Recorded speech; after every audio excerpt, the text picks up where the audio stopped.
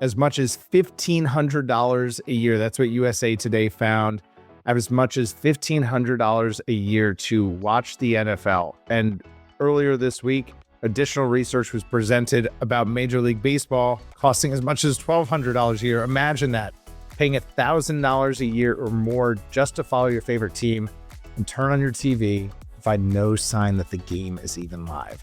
That's why today we're talking to Looper Insights CEO Lucas Bertrand, and we're talking all about the invisible shelf of streaming, where even massive events like the F1 Melbourne Grand Prix can lack a simple live now signpost on major US platforms. We're diving into why these merchandising errors lead to a staggering 60% piracy rate in major sports markets and how streamers are struggling to manage the aggregator paradox.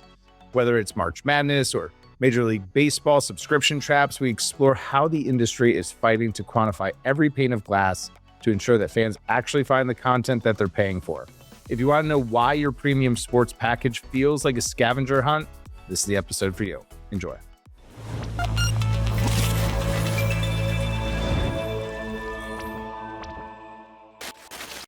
Lucas Bertrand, who is Looper Insights? What problem do you solve and who do you solve it for? Well, g'day, Tim. Good to see you.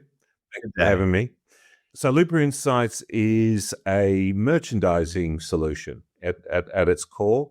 The analogy I use to describe to friends and family and investors and the like is back in the day, if you're in physical retail, you'd pay a company to go down the aisles of Walmart and take pictures of all the shelf space and tell you how much shelf space you've got, how your product looks on the shelf, is it standing out or getting lost, how the product is priced on the shelf versus your competitors.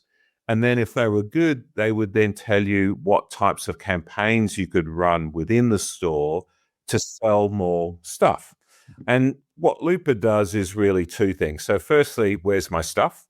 Like the old Amazon piece, right? I'm trying to find my product. I spend $20 billion a year making this amazing content, and I'm distributing on connected TV devices around the world. I need to be able to track that and understand where it is. And then secondly, I want to understand the value of the placement that I'm getting. Like, am I on the good part of the shelf or am I in the boondocks? Right. That's important. So we're basically auditing all of these connected TV devices, and that's from mobile, smart TVs, set-top boxes, games consoles, streaming devices, dongles, pucks, you name it. Any pane of glass that you might use as a consumer to access content from a broadcaster, a streamer, a fast channel, an EPG, any of that. That's what we're tracking, and we audit that and we value those placements. And then we provide that data to streamers like your Prime Videos, your Hulus and Disney Pluses and Tubis of the world, as well as local broadcasters, people like BBC and ITV. We also work with some of the regulators like Ofcom here in the UK or other regulators around the world to help them measure how much prominence different apps or different broadcasters are getting versus others. So that's really in a nutshell. Cool. So we are trying to understand SKUs. We've got lots of SKUs. If we think about each of these titles, whether it's a show or a movie or an episode within a series, it has a SKU.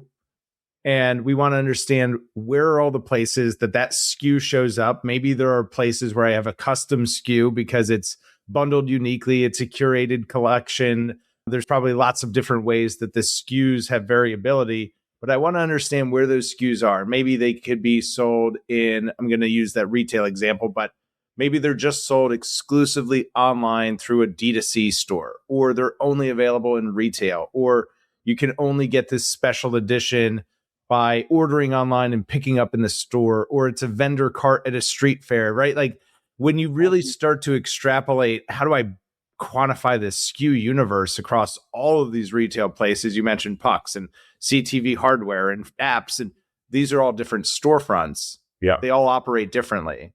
They do. And it's a very complex world. So we cover 25 countries, 250 different platforms. So we say a platform is like an OEM, like an LG or Samsung, or it's an MVPD, like an Xfinity or a Cox or a Charter. It's a games console, Xbox, PlayStation, or streaming devices, Roku, pucks and Fire Sticks and all of those types of things. So, as well as mobile, right? iOS and Android, very important as well, certainly for onboarding and signing up to these services.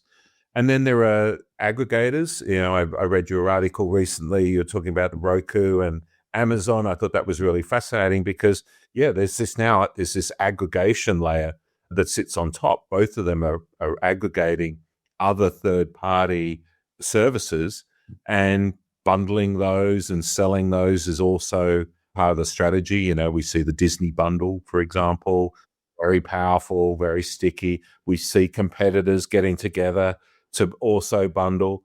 Where I'm slightly surprised, I haven't seen more of, and I think it's starting to kick in, is the stickiest bundle in my perspective. What was it? Just bundle it with my broadband. How are you seeing that show up in the data? Well, so the churn on broadband is lower than churn on SVODs. So here in the UK, for example, Disney Plus has just been included in the Sky bundle. So I get Sky broadband, I get Sky TV, I get Plus, all part of that. HBO Max is launching, and I think in a week or so, we'll be tracking that very closely. So all of those are going part of that bundle. Well, that becomes something that's like, it's cheaper than getting them all on their own. I got it with my broadband. I've got it with my TV. It just becomes a really sticky proposition. I could definitely see that, and it's something that I'm constantly doing the math on. In fact, recently, we were talking in the lead up, I recently caught that I was paying for multiple subscriptions to streaming apps I wasn't using. And a few... You're paying twice. The same app, literally, it was ESPN specifically is the one that I'm thinking of. I was paying for it both through the Prime ecosystem and also directly through ESPN. Yeah. Which that feels like, coming back to the aggregator paradox, that's a trend that we're seeing and hearing more about, which is signups through Prime, then out to the apps. Are you seeing anything trend-wise that supports that? Yeah, I mean, Prime Video channels, or now called Prime Video subscriptions, is the biggest acquisition channel for most of the apps, right? I mean, there are those who can afford to go direct to consumer, the Disney world, and there are those who can't afford to do that. It just requires such big marketing budgets you need real massive horsepower to be a pure D2C like a Netflix or a Disney. Kind of everyone else has got to go where the audience is. We used to have an old rule in digital distribution that just put the content in front of the audience wherever they are. Like, it doesn't matter. Find it. And give them the model that they prefer. And that's what's happening now. Obviously, those who said they'd never do an ad-funded model are, because sure, that happened pretty quick. There's a bunch of eyeballs that will sign up on that case, right? And that really is true. So you've got to use, to your analogy around retail, the omni-channel. You've got to use whatever channels are available to get in front of that audience, because no one owns the whole ecosystem. It's so fragmented, as we know, right? I might have a Samsung TV at home. I might have a Roku device, a Skybox here in the UK. These are different audiences. And, if you're HBO Max or Disney Plus launching in the UK, you want to be on that Skybox because they've got 10 million households that you're not going to get into otherwise, right? Right, but it's a lot easier to put your marketing bucks behind one channel, get your team focused, and importantly, make sure that you're getting promoted on the home screen, true above the fold, on that Sky device. That's how you're going to get those signups. And thinking about that, actually, the home screen and quantifying attention, if we equate this to a retail environment again, understanding the value of each of those placements and how that relates to the SKU that I put there, that seems like an important part of the equation, no? Yeah, hugely important. And, it's one of the things that's been lacking in the industry is just having a consistent metric that everyone can use, right? I mean, we understand numbers of devices sold. We understand understand engagement of those devices. How many times do people turn it on an average day? We understand CPMs in local markets as well. And so when you look at all of those things and then you look at the makeup of the user interface, you can actually calculate the value based on the number of eyeballs that are likely to land on that homepage. And that's a real value metric that everyone can use. We call it media placement value. We've been building that and rolling that out with our big partners. And that's a really helpful way for the partner marketing teams to go, okay, I can compare Samsung to LG, and I've got a common way of measuring how many eyeballs are likely to be on both, whether it's paid or earned, and earned media being the best bang for buck that we can all get, right? No one can afford to buy all the home screens, right? And even Netflix couldn't afford to buy the home screens, not that they do. They get it generally as a earned media deal, or a YouTube even. So you've got to be really careful about how you're planning to promote the launch of that new title or that new sports event, and which devices are going to give you the best bang for buck. I can give you a bit of money. I want to get some earned placements with that as well. And then I need to measure it and quantify it to make sure that I got it. And then I'm able to use that metric to improve on it. Measure what matters. Well, if I'm measuring it, I can now improve it. And if that measurement is the same across all the platforms, then as a team, we can work together to invest in different platforms to drive the results we're after. Excellent. I'm realizing, Lucas, that there's one part of this. If we're using that retail metaphor, we understand the SKUs, we understand the shelf space, but these are digital goods with infinite quantity, and those apps don't necessarily talk to one another or share data. So the piece that we're missing from the equation is how many people are going into the store, how many people are picking it up off the shelf, how many people are putting it in their cart, taking it to the checkout counter and actually watching the thing, how many minutes consumed against that SKU, and then reporting those things back. Yeah, exactly. Is that still a gap? It is. And that's really one of the key issues here, is that if I'm an OEM, I've got the audience coming into my device. I want to be able to monetize them, of course, as best I can.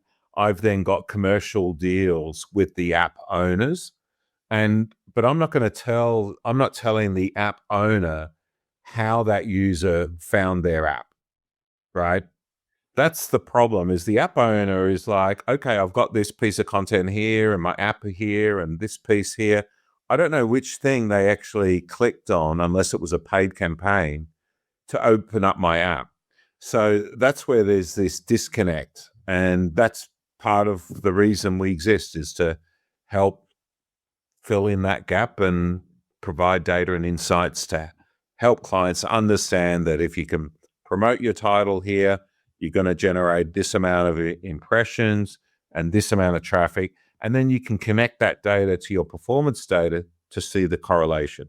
And so like an 80% plus correlation between placement and performance, which basically means you can promote something pretty crappy in a great spot and you'll still get performance.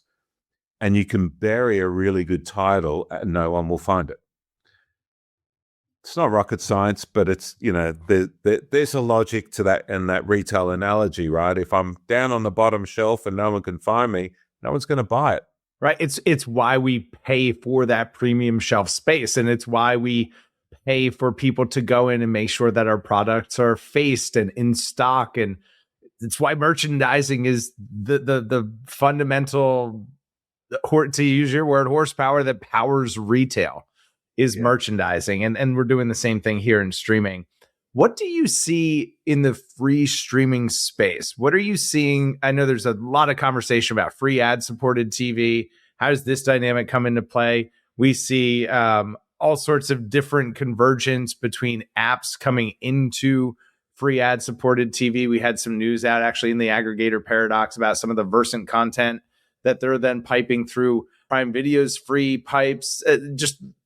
What do you see on the free TV side? What should we be paying attention to? Well, look, traditionally, free is like 40% of the whole industry, ad supported. Subscriptions being like 40% and transactional was 20%, when you look at theatrical, TVOD, EST, all of that together. So it's got to be part of the mix. Like we were saying before, you've got to put your product in front of the audience, number one, and within a model that works for the audience. Because if you don't, then piracy rates go up, right? Because that's the best business model, right? It's super free, no ads, right? So See, right. You're failing on the user experience, so we're just going to take it and we'll solve it ourselves. Exactly, right? You're gonna get done if you don't give it to them in the way that they need it. So it's so important to have a mix of pricing strategies and free or ad supported. Nothing's really free is just critical to that. So I totally agree with that strategy of what Bertrand are doing. Roll it out. You've got to have your fast channels, have an ad supported version, and also from a format perspective. Right, I've got long form, I've got short form, I might have vertical. I mean, there's all of those ways of consuming the content as well. Lucas, something I would love to get your take on. It was a big story. We covered it on State of Streaming. Is the shutdown of illegal streaming networks. It was a big story that came out of the UK about a month and a half ago. How are illegal streaming networks disrupting all of this? We're talking a little bit about the black market, but what does the data show related to black market piracy? Do you have any insights there? I have a little bit. We were actually looking at not the UK market, the Brazilian market around football. So we were having discussions with Kantar, and I think the number was like 60% of all viewership was through pirated dongles and sticks. Whoa. Yeah.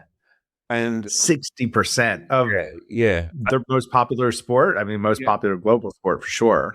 And it was just like crazy. Like, okay, well, how do you deal with that? And we were actually thinking from our perspective, because we track the UIs, we're like, we should be tracking that, right? We should onboard those dodgy sticks and start tracking their UIs and showing clients where they're positioned. I mean, not that they're necessarily going to be buying placement with the pirate, but at least know that, well, are you in front of Netflix at least? Are you, where are you? Sure. UI? I mean, if that's where the audience is, you should probably know about it. So that was like, that was pretty mind-blowing. I think, look, there's definitely a lot of work that's been doing. I know in the UK, there's a lot of work going on to reduce that. I still hear of, people down the pub going, oh yeah, if you need that, I've got a mate, he's the engineer, he'll come around $120 a year, £120 a year, and he'll hook you up with the stick that will give you access to everything, and I'm just like, oh my God, it's screwed, aren't we? La la la la la. My son came home the other day. Obviously, March Madness is going on here, and that's a big draw. My son came home. He's 13. He's in 7th grade, and Dad, I got to show you this website. You can watch all the March Madness games. You could just, and I'm like, first of all, that's super impressive because I remember doing exactly the same thing that you're doing. Also, I don't know if this is something I should write about on State of Streaming or something that I should just pretend I didn't even hear. So it's definitely something to be aware of. And I think for advertisers, we can't bury our heads in the sand and pretend it's not there, because our fans are there, our viewers are there. It's how a percentage, 60% in that case that you mentioned, it's how they're consuming the product. So it's something to have visibility and awareness into. To your son's point, the content's not all in a single place. It's not in the right business model. So he's searching. And there's a whole bunch of people who are doing that. I was speaking with Rick Howe. So he was saying that it was $1,000 to subscribe to, I think it was for his team, watch all the games across all the different networks and subscription services in a year, which is insane, right? $1,000. I mean, I was like, you may as well go to the game. You might as well go to the game. Just buy some tickets and have a good time. And or hang out in the tailgate area and, at least hear it. I mean, that's the reality. So that's where you open it up for piracy is you've got really high value product like that. It's difficult to find, you're frustrating the consumer. And so that's a problem, and that's something that we as an industry really need to address. couldn't agree more. Lucas, what are you most excited about? We've got 9 months left here in 2026. What's on the roadmap? What's got you looking forward to the rest of the year? I would say live events for us. It's just becoming more and more evident. We're seeing all the streamers who are really going in a big way. Smaller streamers as well. Scripps just launched a sports fast channel this week. Yep. The AMC with the wrestling, the TNA wrestling. There's a whole bunch of different angles to this, and it makes a ton of sense, right? It's you've seen the playbook from the likes of Murdoch over the years of get the biggest sport and then build the business around that. It's the thing that keeps a big chunk of the audience coming back every week, and they won't unsubscribe. They will keep paying for that premium package because that's where you put it. So that just makes a lot of sense to us, and we started tracking both from a compliance and evaluation perspective. So we're looking at events in the lead up to the event and actually looking and seeing whether the signposts are there and they're correct. I was looking, we were looking at the biggest OEM in the US and F1 at Melbourne Grand Prix, my home Grand Prix. And there was no signpost this is in the US, there was no signpost to say what time it was on or when it was actually on that it was live now. That seems important. So it just looks like another, it looks like another tile, like whoopee-doo. There's no like, oh my God, I've got to stop and watch that now. And YouTube does a great job of that live right now, which in different news, we'll have to do a follow-up conversation. Obviously, the ruling just coming out and potentially maybe down the road, some corrective action for YouTube and some of the engagement mechanisms that they use. But also, hey, if they're getting in trouble because it's working too good and then other people aren't doing it, actually, that is a piece that we have out. This episode will be out first week of April, but looking back a week, and we'll link it in the show notes. We have a piece out about that case and what it could mean for YouTube down the road. YouTube, part of the Australia social media ban under 16, which also impacted Meta. So certainly a developing storyline there. But coming back to exactly your point of, hey, it's on now and I want to see it. Yeah. Help me find it. To me. Help me find it. Right. I want to buy it. Jeff Bezos has a great quote that we don't make money when we sell something. We make money when we help a person make a purchase decision. Yeah, that's right. And look, we see 1.3 errors in the US on every platform for every event that we're tracking at the moment. And what do you mean? Like tens of events, right? Every week.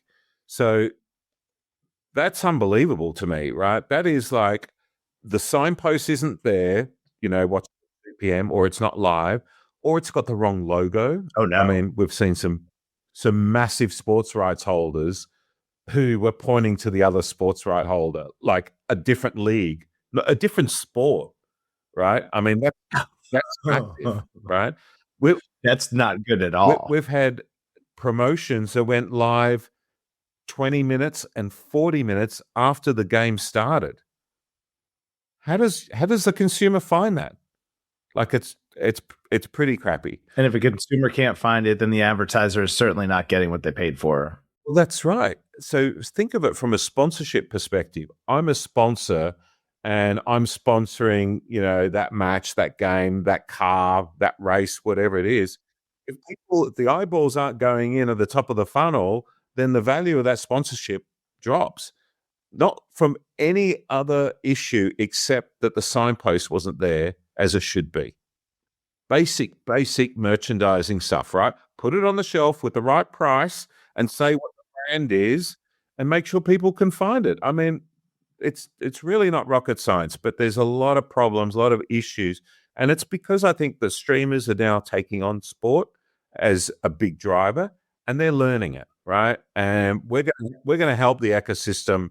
We're going to surface these things up. We're going to show. We don't want to embarrass anyone, of course, but we're going to Just to show get better. this because ultimately it's a poor experience for the consumer. Yes. And we are here to root for the consumer, help them find what they want to watch when they want to watch it at the right business model. We are the consumer. I'm here for it. We're here for it. Lucas, if folks want to get in touch with you, learn more about Looper Insights, where should they go? Well, you come to looperinsights.com. You can contact me at hello@looperinsights.com. And, if you're ever in London, look us up. We love meeting with people. And we also spend a lot of time in LA, New York, and Seattle. Brilliant. We will make sure that is all easy to find, Lucas. I can't thank you enough for being here. Thanks, Tim. Pleasure. Thanks so much. And if you found this conversation to be helpful, please share it with a colleague or a client. We'll see y'all next time.